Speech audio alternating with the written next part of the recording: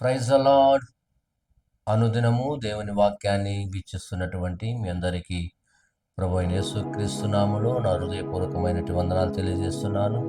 ప్రతిదినము దేవుని వాక్యాన్ని వింటున్నారు. మరి ఈ ఉపవాస దినాల్లో ఉంటున్నాం. మనము ఉపవాసం చాలామంది కుటుంబాలుగా వ్యక్తిగతంగా ఒక్కొక్కరు ఉపవాసాలు ఉంటున్నారు. ఉపవాసం చాలా మంచిది. అది ఆత్మీయ జీవితంలో క్షేమాభివృద్ధి కలుగు చేస్తుంది. ఉపవాసం ఉన్నవారు అనేకమైన అద్భుతాలు చేయగలరు. ఆశ్చర్యకారులు వస్తాం మీ జీవితాల్లో దేవుడు జరిగిస్తాడు. అయితే ఉపవాసం చాలా మనిషిని ఉన్నతమైన స్థితికి తీసుకెళ్ళడానికి దేవుడు ఉపవాసం అనేటువంటి ఆయుధం అపవాదిని గద్దించడానికి, అపవాదిని ఓడించడానికి చాలా చక్కగా ఈ ఆయుధం పనికొస్తుంది. కాబట్టి ఉపవాసాన్ని ప్రార్థించినప్పుడు దెయ్యాలు వెడలిపోతాయి, చీకటి క్రియలు వెడలిపోతాయి.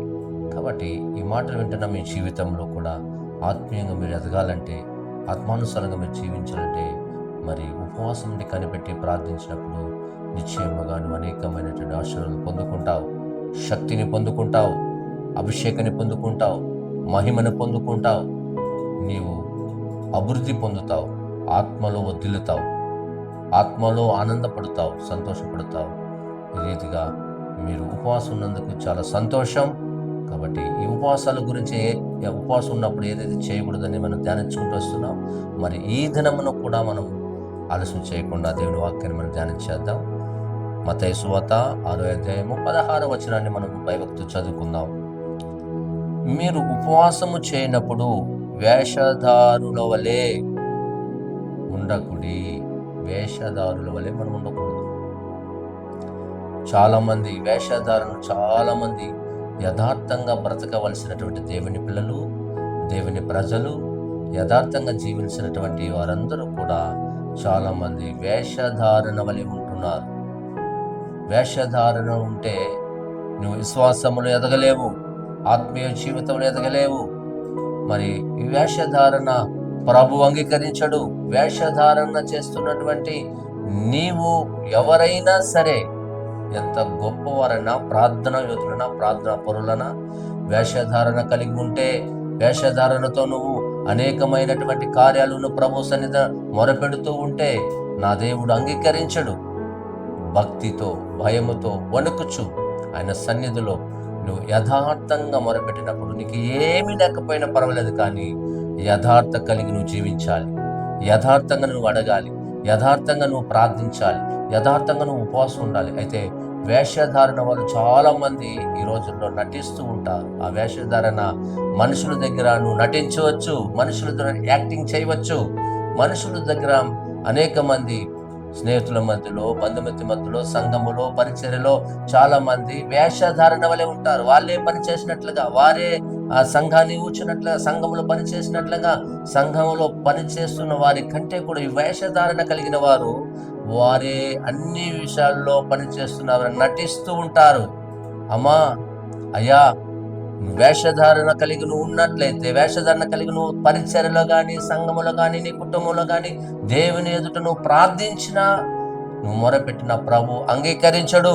ఆ ప్రార్థనను కొట్టివేస్తాడు. నీ ప్రార్థనను ప్రభు ఆలకించాలంటే నీవు వ్రత దినమును, నీ ఉపవాస దినమును ప్రభు ఆలకించి నువ్వు జవాబు పొందుకోవాలంటే నువ్వు యథార్థంగా ప్రార్థన చేయాలి, యథార్థంగా నువ్వు మొరపెట్టు. నీకు ఆహారం లేకపోవచ్చు, నువ్వు మొరపెట్టు.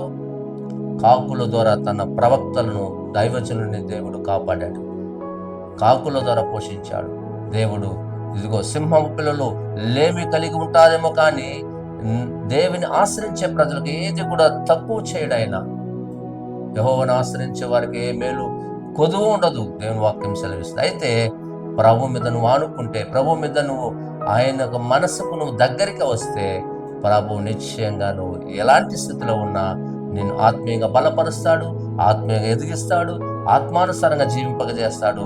ప్రార్థన జీవితంలో నువ్వు ఎదుగుతావు. ఉపవాసంలో నువ్వు అనేకమైనటువంటి కార్యాల ద్వారా నువ్వు అభిషేకం పొందుకుంటావు, దెయ్యాలను వెళ్ళగొడతావు, ఆశ్చర్యకాలను జరిగిస్తావు. అయితే ఈ మాటలు అంటే నీవు ఉపవాసం ఉన్నప్పుడు ఏం చేయాలంటే వేషధారణ వల్ల నువ్వు ప్రార్థన చేయకూడదు. అలా ఉన్నప్పుడు విశ్వాస జీవితంలో నువ్వు ఏది కూడా నువ్వు పొందుకోలేవని అనే మాటలను నేను హెచ్చరిస్తూ చెబుతున్నాను, గద్దిస్తూ చెబుతున్నాను. ఉపవాసం ఉంటున్నటువంటి ప్రతి ఒక్కరు సంగమా గుర్తించండి.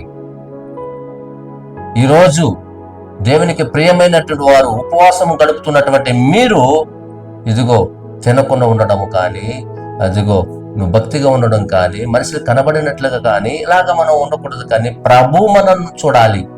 మనుషులు చూస్తే మనకి ఏమి?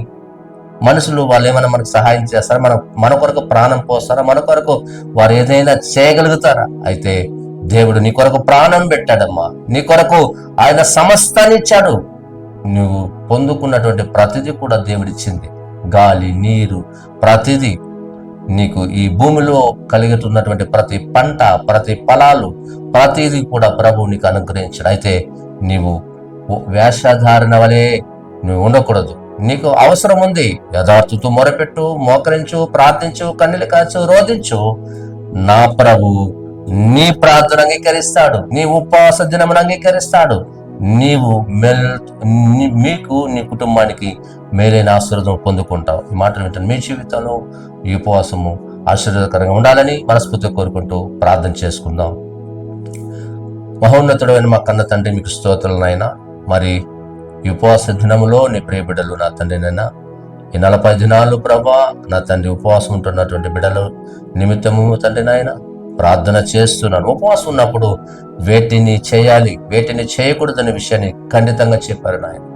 వేషధారణ వల్ల మేము చేయకూడదు నాయన. ఎవరైనా సరే, ప్రార్థన పరులైనా, సేవకులైనా, సంఘమైనా, సంఘ విశ్వాసులైనా నా తండ్రి ఉపవాసం కనిపెట్టి ఉపవాసముతో తండ్రి మూలుగుతున్నటువంటి, ప్రార్థిస్తున్నటువంటి వారందరూ కూడా నా తండ్రి వేషధారణ వలె మనుషులు ఎదురు ప్రభు నా తండ్రి నటించకుండా, యాక్టింగ్ చేయకుండా నాయన నీ బిడ్డదు యథార్థంగా ప్రార్థన చేయటం, యథార్థంగా ఒప్పుకుని, యథార్థంగా నీ సన్నిధిలో ప్రభు మొరపెట్టి, కన్నీళ్లు కాచి, దుఃఖపడి అయ్యా మీరిచ్చేట ప్రతిఫలము, మీరిచ్చేట ఆశీర్వాదం పొందుకోవడానికి మీరు సహాయం దయచేయమని, వేషధారణలో ఉంటే నాయన ఇది వరకు చేసి ఉంటే ఆ వేషధారణను విడిపించిన ఆయన యథార్థలోకి నడిపించి ఆత్మీయులు ఎదుగుడానికి మీరే సహాయం దయచేయమని ప్రార్థన చేస్తూ తీస్తూ ఈ దినము ప్రభు నీ బిడ్డలు నా తండ్రి నాయన వేషధారణ కాకుండా నాయన యథార్థ కలిగి నా తండ్రి నేను ప్రార్థన చేయడానికి, ఉపవాసము నుండి కనిపెట్టడానికి, కన్నీళ్లు కార్చడానికి మీరే వారి మనసులో ప్రేరేపించి, వారి మనసులో ప్రభు నా తండ్రి ఇటువంటి ప్రార్థనను వారు అంగీకరించి ప్రారంభించడానికి సహాయం దయచేయమని